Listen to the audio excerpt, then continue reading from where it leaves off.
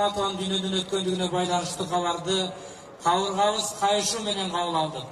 Жамал Сейдахматованын дүйнөдөн өтүшү бир эле Кыргызстандын эмес, жалпы түрк дүйнөсүнүн чоң жоготуусу. Жамал Сейдахматова заманына жарашкан улуу талант эле. Анын жаркын элеси жалпы түрк дүйнөсүнүн маданият ишмерлеринин эсинде түбөлүккө сакталат. Сенин жериң Кыргызда.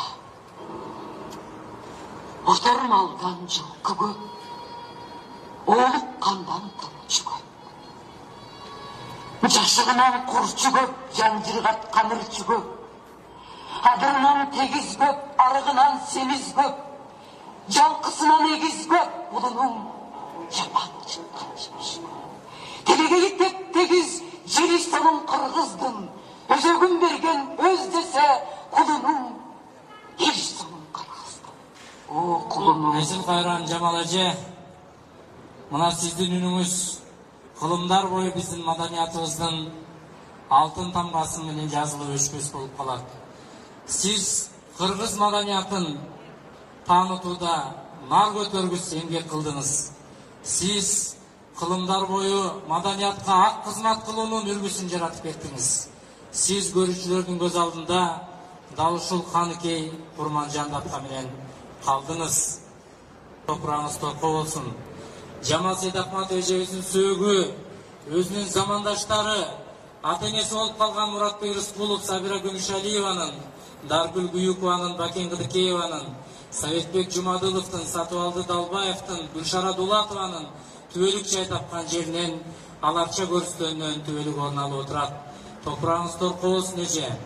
Жамал эжебизге Куран окутуп келген ар бир инсандарга биз терең ыраазычылык билдиребиз. Токтогул атындагы мамлекеттик сыйлыктын лауреаты, 2 жана 3 даражадагы Манас орденинин ээси улуу актриса Жамал Сейдахматованы акыркы сапарга узатуу зыйнатын жабык деп жарыялаймын. Кайыр кош Кыргыз сахнасынын Каныкейи.